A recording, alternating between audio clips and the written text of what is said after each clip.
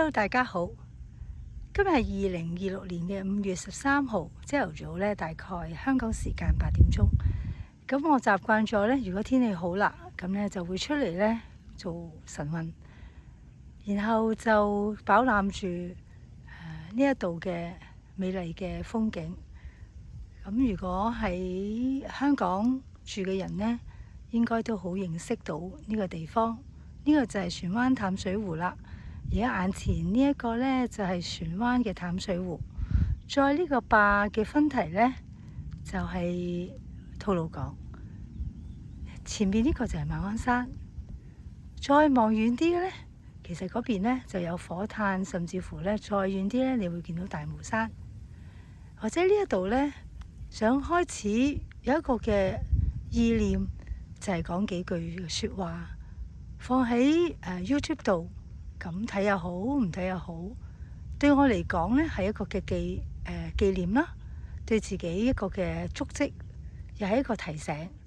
咁我今日呢，就想講好簡單，就係有關聖經裏邊呢約拿嘅故事。今日睇到約拿嘅時候呢，有一個好重要嘅一點就係，原來神係可以唔用約拿個噃，不過佢呢，想約拿被 restore， 重新嘅被建立。或者我哋好多時候呢，喺約拿書嗰裏邊呢，我哋嘅重點呢係尼尼微城嘅人，但原來唔係。神原來呢係好想我哋每一個信佢嘅人呢，甚至乎有時我哋喺佢嘅工作上邊係做得唔好，但佢唔會唔要我哋。老闆就唔係啦，老闆好多時候呢，嗰個用唔到嘅人呢，佢就會炒咗佢噶啦。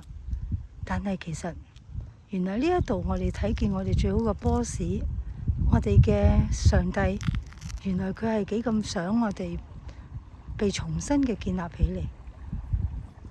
呢一點我就覺得我哋每一個屬神嘅人係應該記住，我哋做得唔好唔緊要，神俾機會我哋。好啦，今日就講到呢度啦。